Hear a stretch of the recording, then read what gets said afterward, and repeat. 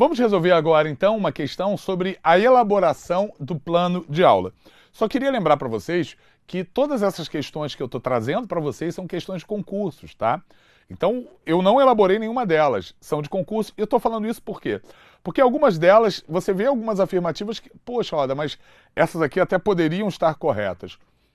Talvez sim, mas foram de concurso, onde você tem que marcar ali aquela que parece como a mais correta.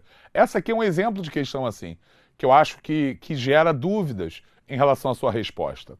Vamos dar uma olhadinha então aqui.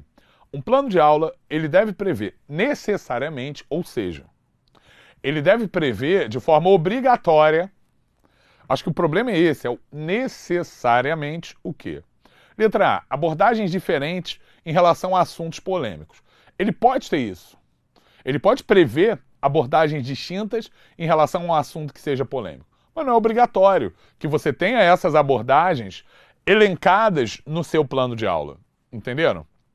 Letra B. Realização de atividades lúdicas e não propiciadoras de vínculos afetivos. Se fosse só atividade lúdica, ok, deve ter.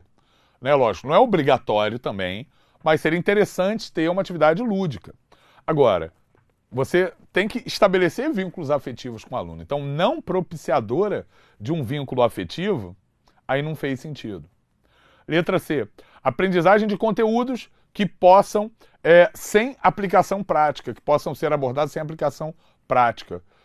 Cara, você tem que buscar a aplicação prática dos conteúdos, né? Tem que buscar justificativas práticas. Então, sem aplicação prática não faz também sentido.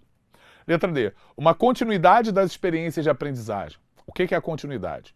É o que a gente diz que você tem que ter uma cronologia. É obrigatório que você tenha ali uma cronologia, né? Uma continuidade. O plano de aula ele não existe sozinho.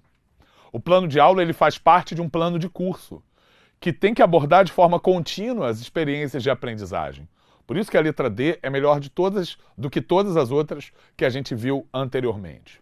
E a letra E, uniformização das metodologias entre professores do mesmo ano de ensino. Não é uniforme, gente.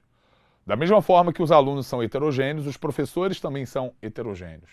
Então, querer um plano de aula uniforme, isso não é interessante, isso é utópico.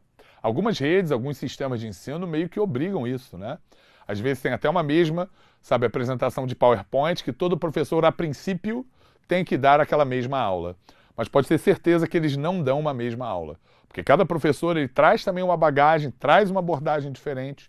E o objetivo do plano de aula não é essa padronização da aula entre os diversos mestres, entre os diversos professores.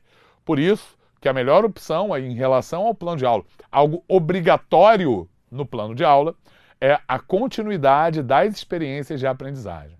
Porque, afinal de contas, aquelas experiências, atividades, elas têm que ser de uma forma cronológica, de uma forma contínua, no que diz respeito à aula e no que diz respeito ao curso como um todo. Lelê?